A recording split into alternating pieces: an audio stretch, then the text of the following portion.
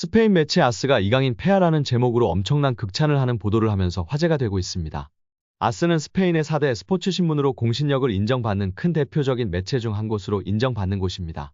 특히 아스의 웹사이트는 스페인에서 두 번째로 많은 방문율을 기록할 만큼 스페인에서 인정받고 사랑받는 스포츠 매체 중 한 곳입니다. 마르카에 이어 전국 출간 4대 신문이라는 것이 신뢰성과 공신력을 보증하고 있습니다. 이런 매체에서 아시아인에게, 한국의 이강인에게 폐하, 경배하라, 위험이라는 단어를 사용하여 제목을 만들고 특집 기사를 보도한 것입니다. 자세한 내용 함께 살펴보도록 하겠습니다. 이 기사를 작성한 기자는 2003년부터 아스에서 활동한 베테랑 기자로 현재는 20년차 국제부 편집장으로 탁월한 기자 중 한 명으로 꼽히고 있습니다. 이강인은 새로운 국제적인 스타다. 아시아만의 스타가 아닌 국제적 스타. 습니다. 기사 내용을 살펴보면 파리 생제르맹 공격수 이강인은 두 차례의 위협적인 골을 터뜨려 바레인의 저항에 종지부를 찍으며 대한민국을 아시안컵 우승 후보로 올려놓았습니다. 1대1로 동점골을 내준 상황 속에서 이강인 선수가 두 골을 연달아 터뜨리면서 확실한 승리를 가져왔는데요. 이 득점에 대해서 도블레 데 마시스트라이 라는 표현을 썼습니다.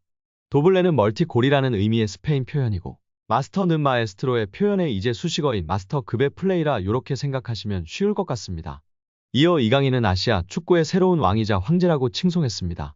그리고 파리 생제르맹의 젊은 스타 이강인은 어린 나이에도 불구하고 이전에는 볼 수 없었던 열풍을 일으키고 있다고 전했습니다.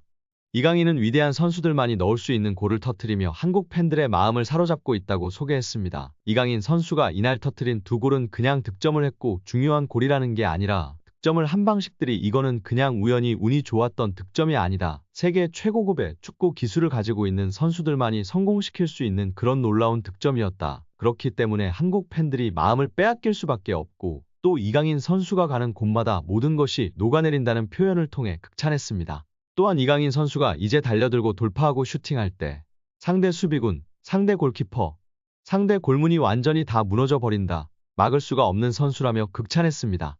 또한 바레인과의 경기에서 이강인 선수는 자신이 최고의 축구 선수인 풋볼리스타 수페라티브는 표현을 썼는데요. 정말 최고 중에 최고라는 표현입니다. 그러니까 현재 이강인 선수의 축구력이 세계 최고 수준이라며 극찬했습니다. 이어 지팡이를 꺼내들고 마법을 부렸다고 표현했고 멀티골 이후에는 이 장면 역시 메시의 길을 따르는 또 하나의 장면이라고 하면서 마스 그란데의 또 다른 스페인식 표현인데요. 옆에 괄호하는 메시라고 아예 써놨습니다.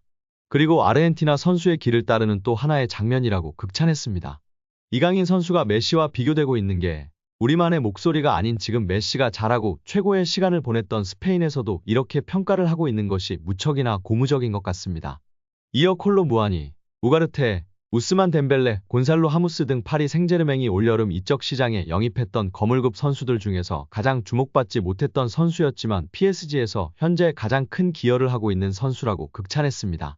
또한 아랍 지역 유력 매체 알아우사트도 파리 생제르맹의 음바페 그늘에 가려진 실력이 드러나고 있다며 극찬했습니다. 스페인 매체의 충격 보도가 화제가 되고 있는데요. 파리 생제르맹이 벌써부터 공격진 개편을 준비하고 있다는 소식입니다.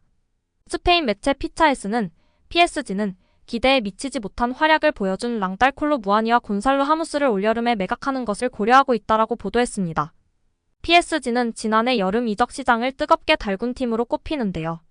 콜로 무아니, 하무스, 이강인, 우스망 덴벨레, 마누엘 우가르테 등을 연달아 영입하면서 대대적인 전력 보강에 성공했습니다. 천문학적인 이적료가 투입됐습니다.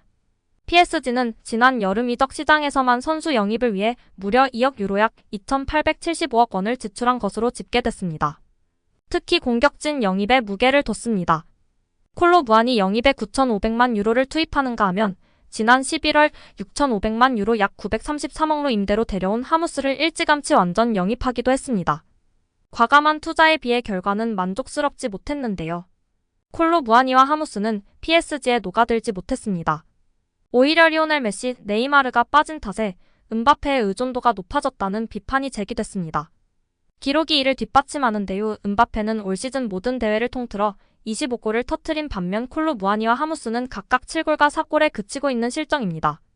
큰 무대에서의 활약은 더욱 아쉬웠는데요. 콜로 무아니와 하무스는 올 시즌 유럽축구연맹 챔피언스리그에서 각각 무득점과 1골에 그쳤습니다. 두 선수의 부진은 PSG의 침체로 직결됐는데요. PSG는 올 시즌 챔피언스리그 16강 진출에는 성공했지만 조별리그 2승 2무 2패의 전적은 결코 만족스럽지 않았습니다. PSG의 실망감은 컸습니다. 이번 보도에 따르면 콜로 무아니와 하무스의 올 시즌 활약을 루이스 엔리케 감독의 마음을 사로잡지 못한 것으로 전해졌습니다. PSG에서 미래는 급격히 불투명해졌는데요. 피차에스는 엔리케 감독은 올여름 이적 시장에서 공격진을 더 좋은 선택지로 채우기 위해 콜로 무아니와 하무스의 매각 가능성을 고려하고 시작했다라고 전했습니다.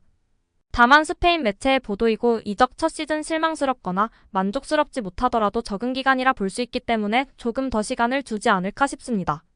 손흥민 선수도 첫 해 부진하며 힘들어하기도 했었습니다.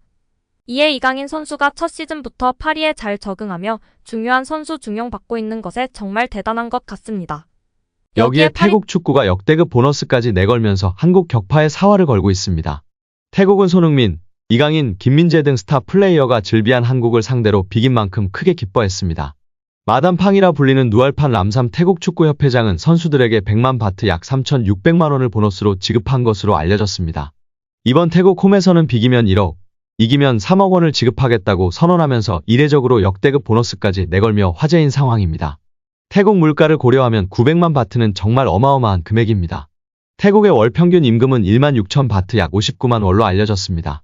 일반 노동자라면 1년 반을 넘게 일해야 벌 수 있는 큰돈인 셈입니다. 부임 후 처음으로 홈경기를 치르는 이시이 마시타다 감독도 자신감을 내비쳤습니다. 그는 경기 전 기자회견에서 당연히 이 경기는 기대감이 높다. 서울에서 1대1로 비기고 왔기 때문이다. 이 결과를 바탕으로 나도 기대감이 높다. 좋은 결과가 있을 것이라 생각한다라고 밝혔습니다. 특히 이번 태국 방콕 원정에서 패배하면 대한민국 축구 국가대표팀의 월드컵 최종 예선 진출도 장담하지 못하는데요. 방콕 원정에서 반드시 승점을 따고 돌아가야 하는 이유입니다. 방콕 원정에서 한국은 승점을 따고 돌아가야 최종 예선 진출 가능성을 높일 수 있는데요. 방콕 원정에서 승점을 따지 못한다면 상상하지 않았던 2차 예선 경우의 수를 따져야 합니다. 방콕 원정에서 가장 최근 패배한 건 지난 1998년 방콕 아시안게임 8강전입니다. 남자 축구 8강전으로 당시 허정무 감독이 이끌던 대표팀은 2명이 퇴장당한 태국을 상대로 당시엔 존재했던 연장 골든골을 얻어맞고 1대2로 무릎을 꿇으며 탈락했었습니다. 그리고 2016년 울리 슈틸리케 감독 시절 치른 방콕 원정 친선 경기에선 석현준의 결승골로 1대0으로 승리했습니다. 당시엔 친선 경기였고 경기장도 라자망갈라 스타디움이 아닌 수파찰라사이 경기장으로 다른 곳이었습니다. 라자망갈라 원정은 1998년 이후 26년 만에 처음입니다. 만약 한국이 28년 만에 태국 원정에서 패한다면 한국과 태국이 승점 동률이 됩니다. 여기에 중국도 싱가포르와 텐진에서 4차전을 치르는데 싱가포르를 잡는다면 중국도 2승 1무 1패로 승점 동률이 됩니다. 물론 골득실에서 현재 한국이 압도적으로 높아 1위를 유지하겠지만 일단 전적이 동률이 된 이상 1, 2위 확보를 장담하기 어렵습니다. 48개국 참가로 늘어난 2026 북중미 월드컵부터 아시아 지역 2차 예선은 각조 1, 2위 팀이 3차 예선에 진출하고 나머지 팀들은 2027 아시아 축구연맹 아시안컵 최종 예선으로 진출합니다. 최종 예선 통과에 실패하면 그간 한국이 이어온 월드컵 10회 연속 진출했던 역사가 사라지게 됩니다. 오늘 영상은 여기까지입니다. 끝까지 시청해주셔서 감사합니다. 늘 건강하시고 더 좋은 영상으로 찾아뵙겠습니다. 구독과 좋아요도 잊지 마시고 부탁드립니다. 감사합니다.